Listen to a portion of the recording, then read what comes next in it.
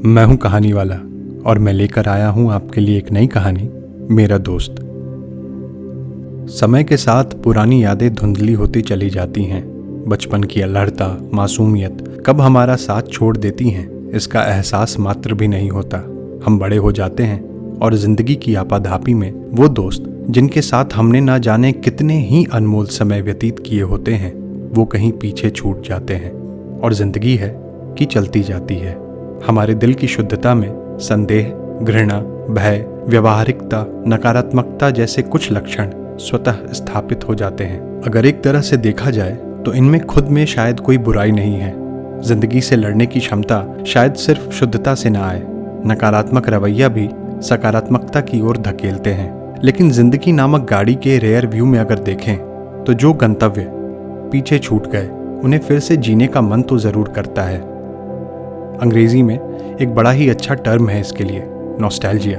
रोहन भी शायद इसी नॉस्टैल्जिया में पिछले कुछ दिनों से जी रहा था। लंबी कदकाठी का रोहन अब दिल्ली में 12 साल से था। एक मल्टीनेशनल कंपनी में नौकरी करता था और अपनी पत्नी के साथ एक सुखी जीवन व्यतीत कर रहा था। दोस्त काफी थे, ऑफिस के, कॉलेज के, जिनके साथ गाहे बगाहे घूमना फिरना, बातें करना हो ही जाता था। ऑफिस के दोस्तों के साथ बैठता तो देश दुनिया की बातें होती, लेकिन घूम फिर के बात ऑफिस पर ही आ जाती थी। जो ग्रुप में ना हो उनके बारे में कानाफूसी, वो ऐसा है, वो वैसा है, उसने ऐसा बोल दिया, उसने ऐसा कर दिया। रोहन सोचता कि दिन के 12-13 घंटे इनके साथ बिताने के बाद भी अगर ऐसी ही बातें होंगी तो फिर दोस्तों के साथ बैठने का क्या फायदा। फिर सोचता कि दोस्त थोड़े ही हैं, कलीग हैं, ये तो ऐसी ही बातें करेंगे। फिर कॉलेज के दोस्तों की तरफ रुख करता तो कॉलेज में बिताए दिनों की बातें होती, लेकिन बात घूम फिर के किनके जिंदगी में कितना कष्ट चल रहा है, किसने क्या किया, किसने क्या नहीं किया, उसी पर आ जाती थी। रोहन सोचता कि दोस्त होते किस लिए हैं, एक दूसरे का सुख दुख बांटने के लिए ही ना। लेकिन साथ में यह ख्याल भी आता कि क्या वो दोस्ती नहीं हो सकती जो सामाजिक व्यवहारिकता से दूर, दुनिया द्वारा थोपे गए कष्टों से दूर, एक मासूम सी अल्हड़पने के साथ जी जाए, जहां बस हम उसी पल में रहे, न भूत न भविष्य, बस वर्तमान में जिए। एक दूसरे को खुश करने के लिए ना जिए, बस जिए कि स्वच्छंद, बिना किसी एजेंडे के इसका आनंद लिया जा सके। रोहन को उसके बचपन के दोस्त गौरव की याद आई, उसका सबसे अच्छा दोस्त। नर्सरी में दोनों ने साथ में पढ़ाई की थी। उसे खुद पर आश्चर्य हुआ कि अचानक उसे इतने पुराने दोस्त की याद कैसे आ गई। उसने फेसबुक खोला और टाइप किया गौरव। बहुत सारे गौरव आए पर कोई भी उसे उसके गौरव जैसा दिखाई न दिया। उसे लगा कि उसे देखते ही पहचान जाएगा, पर उसे ये भी पता था कि वो उसे ढूंढ नहीं पाएगा, क्योंकि इस दोस्ती को छूटे कई साल हो गए थे। उसे गौरव के बचपन की शक्ल तक याद नहीं थी, तो उसे अब वो दिख भी जाए तो कैसे पहचान लेगा।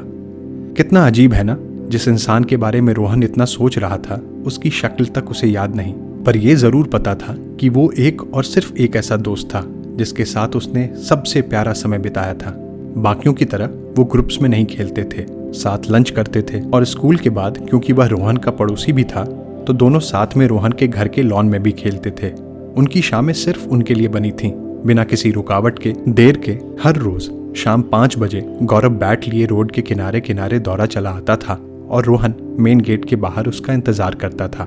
वह उसके घर जाने वाली सड़क की ओर टकटकी लगाए देखता रहता और उसकी खुशी का ठिकाना नहीं रहता जब वह गौरव को सड़क पर अपनी घर की ओर दौड़ते हुए देखता था। दोनों कैसे दोस्त बन गए और यह शाम का खेल कब रस्म बन गया, ये शायद रोहन को अब याद ही नहीं। रोहन के चेहरे पर एक शांत सी मुस्कान स्वतः यह सोचकर दौड़ गई। रिसेस में बातें करना, शाम को खेलना, बस ये याद थी। उसे यह भी याद आ रहा था कि कभी खेल में वह गौरव से जीतना नहीं चाहता था, न हारना चाहता था। अगर हार गया तो बस गौरव के लिए खुश होता और जीत गया तो गौरव उसके लिए खुश होता। रोहन ने सोचा ऐसा कब हुआ था जब सिर्फ खेलना या सिर्फ काम करने की प्रक्रिया को इस तरह अभिभूत कर सिर्फ आनंद की अनुभूति की थी। ऐसा कब हुआ था जब अपने हार के बारे में ना सोचकर दूसरे की जीत पर उतनी ही खुशी हुई थी, वह भी स्वच्छंद, बिना किसी एजेंडे के, बिना अपने मन को समझाकर। एक दिन गेट के बाहर काफी इंतजार करने के बाद गौरव नहीं आया। सूरज ढल चुका था, लेकिन रोहन मन से थका नहीं था। उसे लगा आता ही होगा। रोहन की माँ बार बार पीछे से आवाज दे रही थी, अंदर आ जाओ, हो सकता है बीमार हो, नहीं आया, कल आ जाएगा। लेकिन रोहन अंदर नहीं आया। थक कर वहीं रोड पर बैठ गया और टकटकी लगाए देखता रहा। उन दिनों मोबाइल फोन नहीं होते थे, लैंडलाइन भी सिर्फ किसी किसी के घर होता था, तो पता भी नहीं कर सकता था। जब काफी देर हो गई तो रोहन के पापा उसे गोद में उठाकर अंदर ले आए। फिर भी रोहन बोलता रहा, वह आएगा, वो आ जाएगा, अभी आ रहा होगा। उसकी माँ ने उसे समझाया, बहलाया, फुसलाया कि कल आ जाएगा। पर उस छोटे से बच्चे को अटपटा लग रहा था। ऐसा नहीं हो सकता कि वो ना आए। क्यों नहीं आया? अगले दिन सुबह गौरव के पिताजी घर आए और उन्होंने रोहन की माता पिता को बतलाया कि उनका ट्रांसफर रांची हो रहा है और वो इस रविवार को ही चले जाएंगे, इसलिए गौरव भी अब नहीं आ पाएगा। 2 दिन बचे हैं, पैकिंग वगैरह भी करना है। उनके जाने के बाद रोहन की माँ ने रोहन को बतलाया। रोहन को लगा कि वह झूठ बोल रही हैं। वह माना नहीं। उसने कहा गौरव आएगा और तुम बस चाहती हो कि मैं ना खेलूं। माँ ने फिर भी समझाया, लेकिन रोहन था कि उसने मानने से साफ इनकार कर दिया था। वह फिर शाम होते ही बाहर अपने गेट पर चला गया और गौरव का इंतजार करता रहा। पीछे से माताजी बोल रही थीं, खेल लो, देखो और बच्चे भी खेल रहे हैं, गौरव नहीं आएगा। पर वो उन्हें अनसुना कर बस रोड को देखता रहा। कितनी बार वह इमेजिन भी कर रहा था कि गौरव आ रहा है दौड़ते हाथ में बैट लेकर, लेकिन गौरव कहाँ से आता। 3-4 साल के बच्चे को तो बस लग रहा था कि ये सब झूठ है। महीनों तक रोहन अपने घर के बाहर बैठा रहता, सड़क की ओर देखता और उम्मीद करता कि वह दौड़ता हुआ आएगा और वो फिर खेलेंगे। ऐसा कभी हुआ नहीं। रोहन ने स्कूल बदला पर गौरव की तलाश बंद नहीं हुई। हर नए दोस्त में गौरव को देखने की कोशिश करता, पर उसे निराशा ही हाथ लगती। उसने खेलना छोड़ दिया था, जबकि रोहन ऐसा था कि बुखार में भी खेलने की जिद नहीं छोड़ता था। महीनों साल बीत गए और गौरव की याद धुंधली होते चली गई।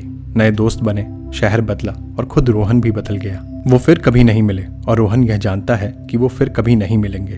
वो जानता है कि अब कभी भी गौरव जैसे दोस्त नहीं बनेंगे और कहीं न कहीं रोहन चाहता है कि ऐसा ही हो। वह उस मित्रता की शुद्धता को बर्बाद नहीं करना चाहता। उसे डर है कि अगर मिले भी तो उनकी दोस्ती वैसी मासूम नहीं रहेगी।